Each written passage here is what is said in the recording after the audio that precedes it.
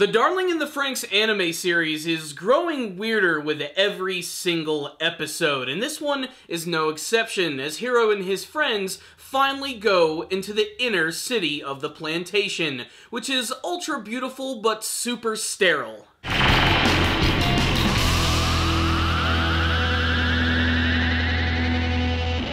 Let's get one thing straight. This episode was just weird. I'm not even really sure how I feel about it, to be perfectly honest. I think I really need more time before I can actually give a score to this episode.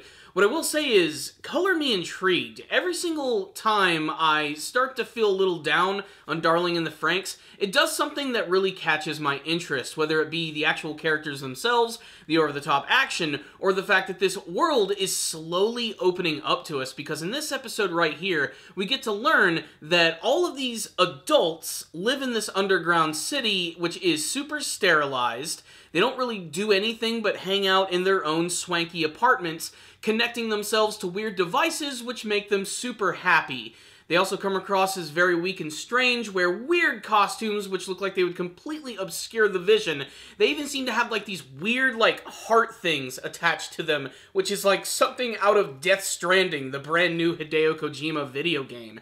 Basically what I'm trying to say is, what the hell is even going on here? What is also interesting about this episode is that it is mostly devoted to Zeromi, and honestly, this is something that I've been waiting for, because, frankly, I hate Zeromi. He's probably my least favorite character from the series. Now, of course, this makes perfect sense. Zeromi is a character who was made to be hated. I mean, he's always been sort of the jerk and bully of the series, just in a more playful, low-key kind of way, as opposed to Mitsuru, who is kind of crazy about it, but that's a discussion for another day. Really, this episode right here is delving into Zeromi and how he sees the adult world and how he wants to eventually live up to those standards. And he ends up getting a first-hand impression of that in this episode, but it comes across very disturbing and very strange, and it's just going to leave a lot of questions for people.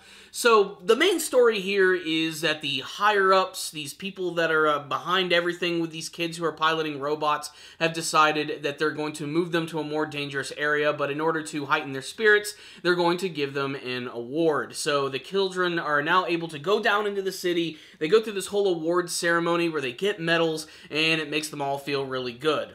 But there's still a little bit of tension in the air. One, 02 is not happy. She's not being very vocal about it, but it's very obvious that she doesn't want to go down into the city and doesn't want to associate with these people. Why? Still a complete mystery. Throughout the entire episode, Hiro is desperately trying to figure out what sort of chip is on her shoulder, but we don't really get any clear answers, maybe some clues towards the end of the episode, but really, it's sort of like the B story of this week's episode. Most of this one is dedicated to Zeromi, and what's most interesting is you get a lot of little hints about what the deal are with the kids when compared to the other adults that live in the city.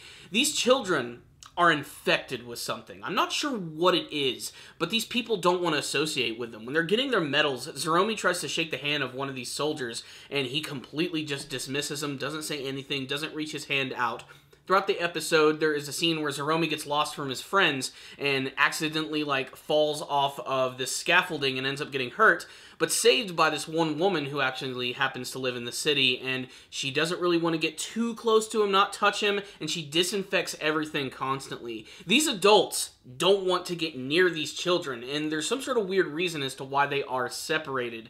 That and just the entire confrontation that Zeromi has with this woman is somehow heartwarming and just creepy all at the same time. Heartwarming in a sense that Zeromi almost feels as if he's having a connection with someone that could very well be his mother, something that they hint at very heavily in this episode, that this woman could be the biological mother of Zeromi, and like all of the other adults here, they have to give up their children to this like weird organization which basically uses these infected children to fight against monsters.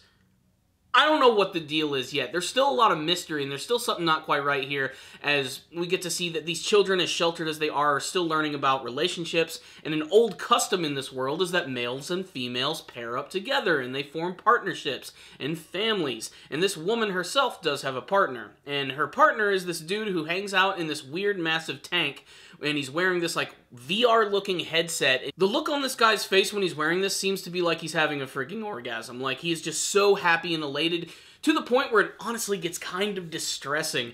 And they don't really go any farther than that. This is just a machine which is supposed to give the people the feeling of happiness, as if they can't even really attain it for themselves. Really, these people don't even come across as human, to be perfectly honest. They may appear human, but they might not be at all. And I can't wait to see what sort of link they have to these kids. And there's even a moment where Zeromi says that when he comes back to the city as an adult, will this woman be his family? But he doesn't say family. Right as he's about to say that, he cuts himself off and he asks, could she be his friend? They are not so subtle about the fact that this woman is probably related to Zeromi, but the way the planets aligned on these two characters meeting is very strange, and honestly, it's just unsettling and kind of weird. And we don't get any real answers, and really, that's kind of the entire episode. In fact, this episode just flew right by. I was honestly kind of shocked when we got to that. I was expecting maybe we'd get some more Klaxosaur fighting. We do get a scene at the beginning of the episode with Zeromi and Miku actually taking one out, which is pretty awesome. And of course, there's a little bit of tension between these two characters because that's just the way it is, with Miku being really pissed off about everything and Zeromi being a braggart. But still, he even realizes by the end of the episode how much Miku actually means to him and how he wants to protect her. It's just, again, sort of like this weird psychological experiment and study on young children who are sheltered and what happens when they finally start to go through puberty. It's strange, and somehow it also involves giant monsters and robots. So let's hope for some more of that in the future, and maybe some more freaking answers. The good thing is, we're just getting to the point where we're almost halfway through Darling in the Franxx, and I have a feeling that something big is going to happen. I'm basically waiting for, like, that moment where the series is going to change, and you're going to have that, oh, moment.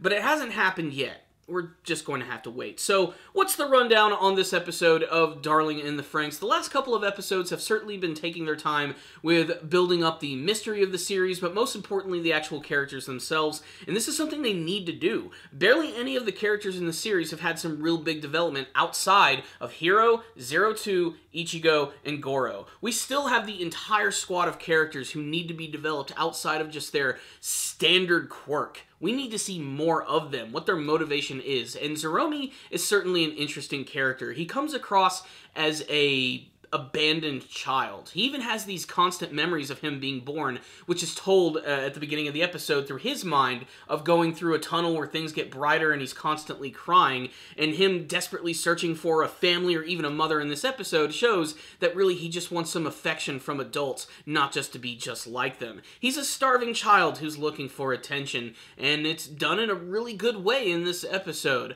I am a little disappointed about the city. I was expecting so much more from it. It is just completely lifeless, as Zero Two puts it. You don't really see that many people on the street at all. Most people apparently are hanging out in their giant golden houses, and the ones that we do see are just obscured by these weird costumes where you can't even see their eyes or anything. It's just strange. The adults in this show are so weird.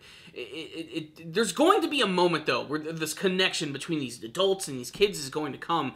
I just don't know how that's going to happen. Like, obviously there's a reason why the children are separated, because they do have this weird infection, and they don't want people down in the city to get hit with that, and maybe that's what they're doing. They're just forcing them to fight against the Klaxosaurs. But what even are the Klaxosaurs? Where did they come from? What's with the Illuminati organization who's behind everything? What is really going on in Darling in the Franxx? It's confusing. And then you got Zero Two, whose teeth are growing. She has giant freaking vampire fangs at the end of the episode. It's just strange. It's weird, but it's like a vortex, and I just want to keep on watching. I can't wait to see what's going to be at the end of this vicious storm, and if it's anything like the previous works of Studio Trigger, then I'm very excited to see where it's going to be going. Like I said, I'm waiting for that blow-your-mind moment. For what it was, though, this episode, I have to admit, was not one of my favorites.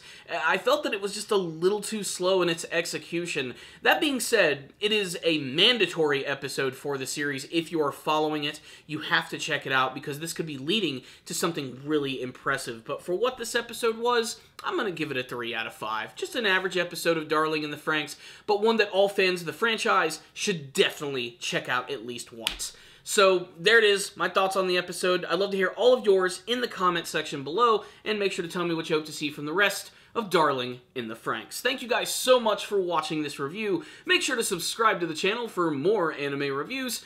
I'll see you guys next time, and as always, stay down there, baby.